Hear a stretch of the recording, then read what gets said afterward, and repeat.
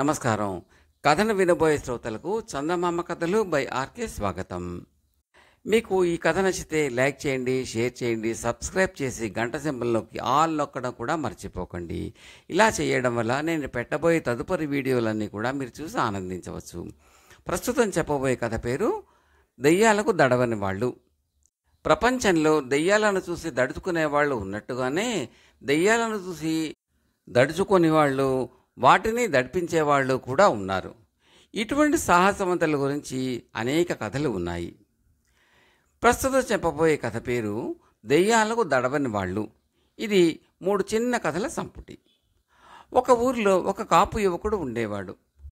అతను ఒకరోజు చీకటితోనే లేచి ఆమడ దూరాన ఉన్న సంతకు బయలుదేరాడు.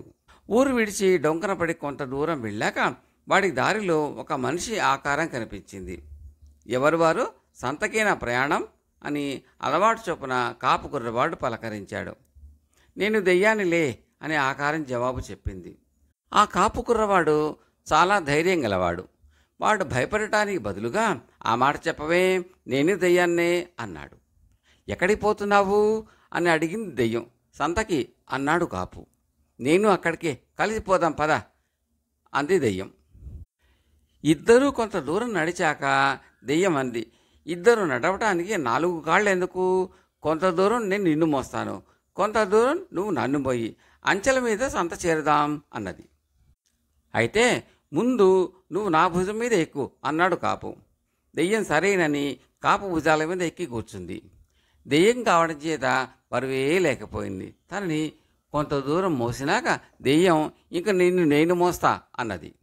కానీ కాపును ఎత్తుకుంటూ దెయ్యం, అబ్బా ఇంత బరువు ఉన్నావేమి, దెయ్యాల బరువు ఉండకూడదే అన్నది ఆశ్చర్యంగా. నేను దెయ్యమైంది ఈ మధ్యనేగా అన్నాడు కాపు. దెయ్యం ఈ మాటతో తృప్తి పడింది. నాకింకా అనుభవం లేదు, మన దెయ్యాలకి కలిగే పెద్ద ప్రమాదం ఏమిటో అన్నాడు కాపు.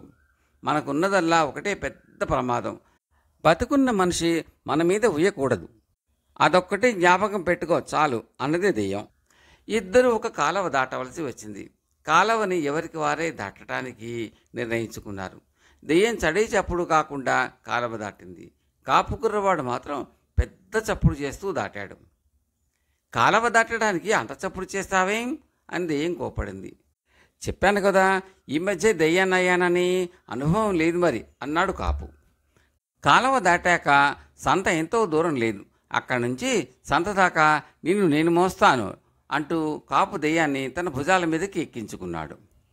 వాళ్ళిద్దరూ సంత చేరేసరికి బాగా తెల్లవారింది. దెయ్యం తన భుజాల మీద నుంచి దిగే యత్నంలో ఉండడం చూసి కాపు యువకుడు దాని కాళ్ళు గట్టిగా పట్టుకున్నాడు. అది ఎంతగా అరిచి గీపెట్టినా వినక వాడు దెయ్యాన్ని కాళ్ళతో పట్టుకుని కిందకి దించాడు. ఆ దగ్గరలోని అమ్మకానికి తెచ్చిన గొర్రెలు ఉన్నాయి. అది చూసిన దెయ్యం తాను కూడా గొర్రె రూపం ధరించింది. తప్పించుకు పారిపోయి వాటిల్లో కలిసిపోయి పోల్చరాకుండా అయిపోతుందని దాని ఉద్దేశం. కానీ కాపు దెయ్యాల రహస్యం అదివరకే తెలుసుకుని ఉన్నాడు గనక ఆ దెయ్యపు గొర్రె మీద ఉమ్మాడు. గొర్రె రూపం మార్చుకోవటానికి దెయ్యానికి అసాధ్యమైపోయింది. కాపు యువకుడు దాని మెడ మీద బొచ్చు పట్టుకుని బరబరా లాక్కుపోయి కసాయివాడికి మంచి ధరకు అమ్మేశాడు. మరొక కథ. ఒక బస్తీలో ఆబోతేదులాంటి బలశాలి ఉండేవాడు. వాటికి ధైర్య సాహసాలకు అంతే లేదు. అయితే కటిక పేదవాడు, ఏ పని చేత కాదు. అందుచేత సంతలో కొన్న సామాన్లు బస్తీ వీధుల వెంట అమ్ముకుని జీవించడానికి యత్నించేవాడు. అలా సంపాదించే సొమ్ము గట్టిగా అతని తిండికే చాలేది కాదు. అటువంటి వాడికి పిల్లలను ఎవరిస్తారు? లోకంలో నన్ను మించిన ధైర్యశాలి కానీ బలశాలి కానీ లేరు. అయితేనే నా దరిద్రమే నా జీవితాన్ని నాశనం చేసేస్తోంది. నాకెవ్వరూ పిల్లనివ్వకుండా ఉన్నారు అని ఈ వీధి వ్యాపారి ఎరుగున్న వాళ్లతో అంటూ ఉండేవాడు.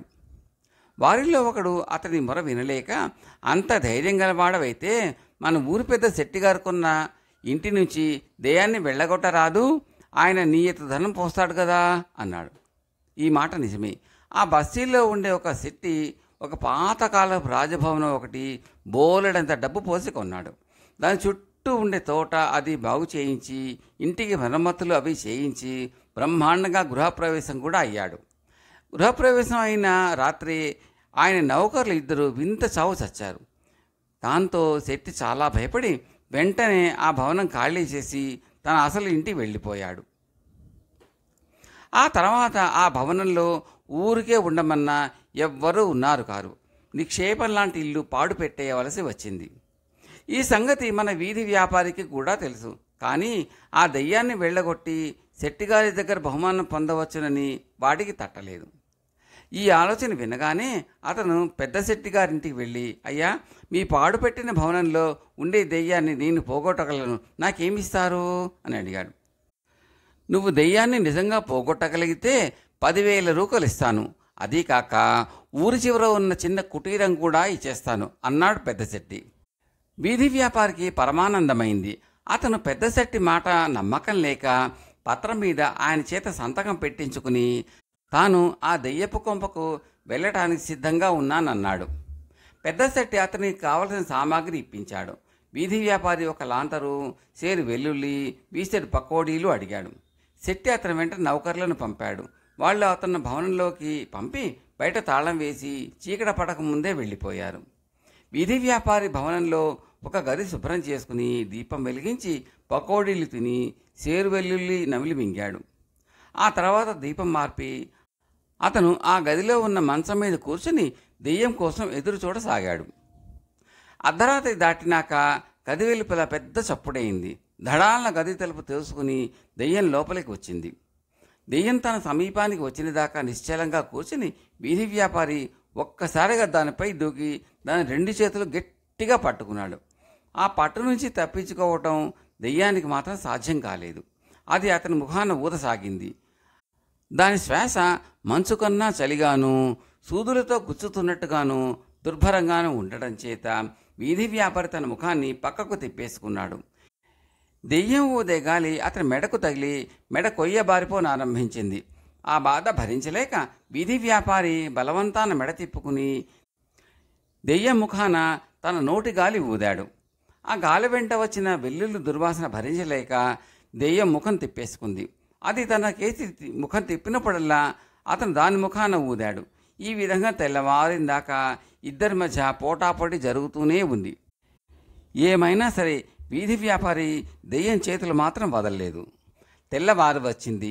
దెయ్యం అదృశ్యమైపోతుందేమోనని వీధి వ్యాపారి భయపడి దాని చేతులు మరింత గట్టిగా పట్టుకున్నాడు.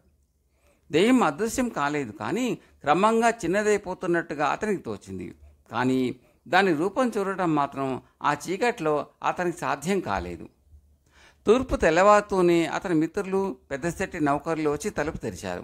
వీధి వ్యాపారి చచ్చిపోయి ఉంటాడని వారు భయపడ్డారు. అయితే అతను క్షేమంగానే ఉన్నాడు. అతను 2 చేతుల్లోనూ ఒక కర్రముక్క ఉన్నది. ఇదిగో దెయ్యం అంటూ అతను వచ్చిన వారికి ఆ కర్రముక్క చూపాడు. అందరూ కలిసి ఆ కర్రను దూరంగా తీసుకుపోయి తగలేశారు. అది మామూలు కర్రముక్క కాదు. అది తగలబడుతూ ఉంటే పీనుగులు కాలే వాసన వచ్చింది. ఆ తర్వాత భవనంలో దెయ్యం జాడ కనిపించలేదు. పెద్ద శెట్టి ఆ ఇంటిని మరొకసారి బాగు చేయించి 2వసారి గృహప్రవేశం అయ్యాడు. ఎవరికి ఎలాంటి ప్రమాదాలు జరగలేదు. ఒప్పందం ప్రకారం 10,000 రూకలు, ఊరి చివర ఉండే కుటీరం కూడా వీధి వర్తకుడికి ఇచ్చాడు శెట్టి. వీధి వర్తకుడు పెళ్లి చేసుకుని ఆ కుటీరం సుఖంగా సంసారం కూడా ఏర్పాటు చేసుకున్నాడు. 3వ కథ. ఒక నగరంలో ఒక విద్వాంసుడు ఉండేవాడు. ఒకనాడు ఆయన ఇంటికి ఆయన స్నేహితుడు అతిథిగా వచ్చాడు. అది వేసవికాలం అయినప్పటికీ ఆ విద్వాంసుడు ఇంటి గదులలో ఒకటి ఎంతో చల్లగాను సుఖంగానూ ఉన్నది. మిత్రుడు విద్వాంసుడితో, ఏమోయ్, ఈ గది చాలా సుఖంగా ఉంది, ఈ రాత్రికి నాకు ఇక్కడే పడక వేయిస్తావా అని అడిగాడు. నీకు తెలియదేమో, ఆ గదిలో ఒక దెయ్యం ఉన్నది. పగలు ఏ భయమూ లేదు, కానీ రాత్రిపూట ఆ గదిలోకి ఎవ్వరము రాము అన్నాడు విద్వాంసుడు. దెయ్యమా? ఏ రకమైన దెయ్యం అని అడిగాడు మిత్రుడు. కొన్ని ఏళ్ల క్రితం మా పని మనిషి ఒకతే ఈ గదిలో దూరానికి తాడు వేసి ఉరిపోసుకుని చచ్చిపోయింది. అప్పటి నుంచి అది దెయ్యమై ఆ గదిలోనే ఉంటున్నది. మేము దీని దాపులకు కూడా రాము. దీన్ని దాదాపుగా పాడు పెట్టేశాము అన్నాడు విద్వాంసుడు. ఈ మాట వినగానే మిత్రుడికి తప్పక ఆ గదిలోనే పడుకోవాలని అనిపించింది. అతనికి దెయ్యాలంటే ఏమాత్రం భయం కానీ నమ్మకం కానీ లేదు.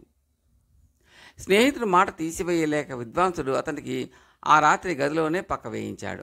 మిత్రుడు చాలా పొద్దుపోయిన దాకా ఏదో పుస్తకం చదువుతూ కూర్చుని చివరకు పుస్తకం మూసి బల్లపైన పెట్టి పక్క మీద నడుము వాల్చాడు. అతను పక్క మీద పడుకున్నదే వ్యవధిగా ఆ గదిలో దెయ్యం ప్రత్యక్షమైంది. దెయ్యం లోపలికి వచ్చిన పద్ధతి అతను చూస్తూనే ఉన్నాడు. తలుపు సందుల నుంచి కాగితం పొరలాంటిది లోపలికి వచ్చింది. లోపలికి రాగానే అది మబ్బులాగా విస్తరించి చివరకు ఆడదాని రూపం ధరించింది. ఈ ఆడది గది మధ్యకు వచ్చి నిలబడి నాలుగు పొడవుగా బయటికి చాచి తల వెనక్కు వంచింది. ఇది మామూలు విక్కిరింత లాంటిది కాదు, అంతకన్నా భయంకరమైనది, ఉరిపోసుకున్న మనిషికి కలిగే చేష్ట. అయితే ఈ చేష్ట చూసి అతను భయపడకపోగా, అద్భుతం, ఇది మళ్ళీ చెయ్యి అన్నాడు దెయ్యంతో. అతను భయపెట్టలేకపోయినానని దెయ్యం గ్రహించింది. అది ఒక్క క్షణం ఆలోచించి తన తల తీసి అక్కడ ఉన్న బల్ల మీద పెట్టింది. నీకు తల ఉంటేనే భయపడిన వాణ్ణి మొండెని చూసి భయపడతానా అన్నాడు అతను నవ్వుతూ. దాంతో దెయ్యానికి చిరాకెత్తి మాయమైపోయింది. ఈ సంగతి మర్నాడు అతను విద్వాంసుడితో చెప్పినప్పుడు, ఆయన చూసావా, ఇంకెప్పుడూ ఆ గదిలో పడుకోకు, నేను ముందే చెప్పాను అన్నాడు. కానీ మిత్రుడు ససేమీర ఒప్పుకోక ఆ రోజు కూడా తాను అదే గదిలో పడుకుంటానని పట్టుపట్టి అలాగే పడుకున్నాడు. ఒక రాత్రి వేళ దెయ్యం వచ్చింది. అదే అతన్ని చూస్తూనే, చిచ్చి, ఈ మొండిఘటమే మళ్ళీ దాపరించాడు, ఇంకెప్పుడు ఇక్కడికి రాను అంటూ మాయమైపోయింది. కథ సమాప్తం.